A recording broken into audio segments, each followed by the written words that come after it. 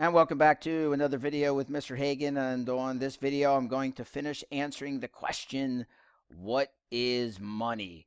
To do so, remember back to a previous video, I talked about commodity money, and I gave all kinds of examples of commodity money: gold, fish hooks, cheese, bottle caps, shells, all kind of weird things that have been used as money in the past.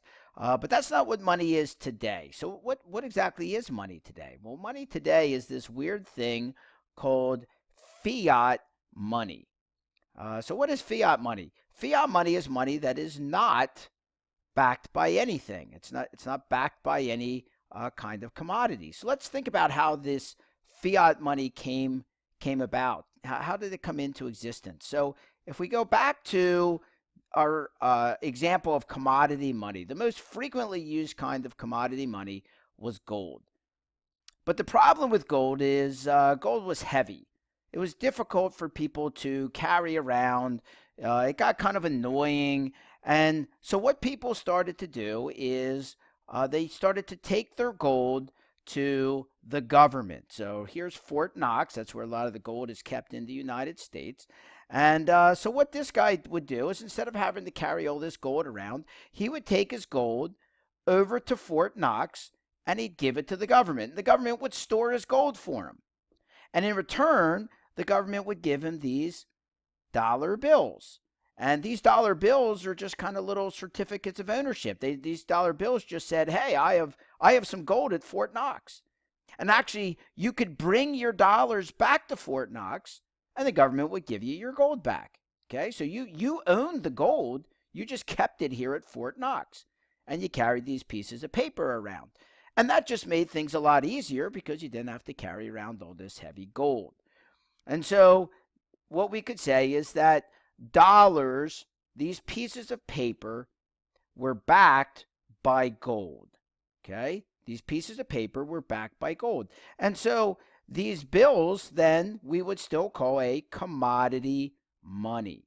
And the reason why we would call them a commodity money is because they were backed by a commodity. In this case, they were backed by gold. However, this was this was called the gold standard. Okay, this was called the gold standard. The idea that our money was backed by gold. Now the however, in 1971, August of 1971, Richard Nixon, then president of the United States, announced that the country was going off the gold standard. No more gold standard. And what that meant was that these dollars were no longer backed by gold. And what that really means, if the dollars were no longer backed by gold, that means that the government, they just kept all the gold that people put into Fort Knox, and people, they got to keep the pieces of paper.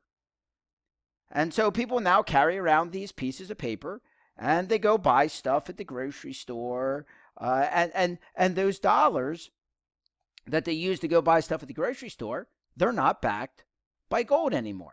They're just pieces of paper that people trade back and forth to buy goods and services. So what is money today? What actually is money today? So what is money today? Money today really is two things. Money is cash, pieces of paper that people carry around to go buy things, and money is digits on a computer screen.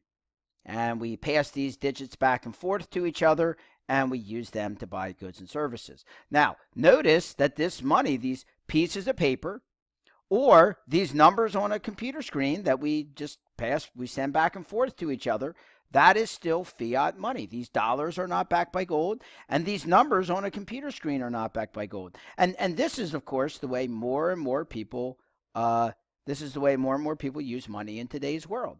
Okay, it's digits on a computer screen. So if I want to go buy an iPhone, well, I just send $800 to Apple. That means $800 gets subtracted off of my bank account, off of the screen on my bank account. They subtract $800 and they add $800 to Apple's screen, and Apple gives me an iPhone.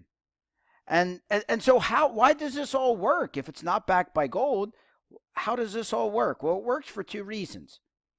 It works, number one, because these pieces of paper or these digits on the computer screen, they are backed by the full faith and credit of the federal government. They are backed by the full faith and credit of the federal government. But even more important than that, what makes these things acceptable as money?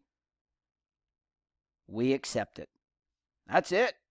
We accept it. Everybody accepts it.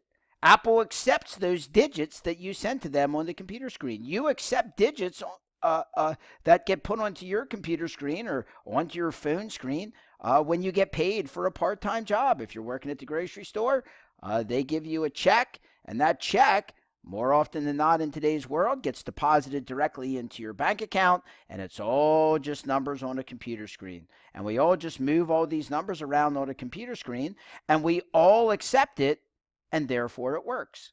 Here's the scary thing. If nobody accepted it anymore, if nobody accepted these dollars on a computer screen anymore, then it wouldn't work anymore. Okay? So we all have to accept it for this to work. So what is money today? Money today is all these weird currencies: the United States dollar, the European euro, the British pound, the Japanese yen, all these different currencies around the world that are backed by the full faith and credit of their governments, and we accept them. That's what money is today. And money today has actually gotten a little bit more interesting because there's a new kind of money that exists in the world that is no longer backed by the full faith and credit of any government.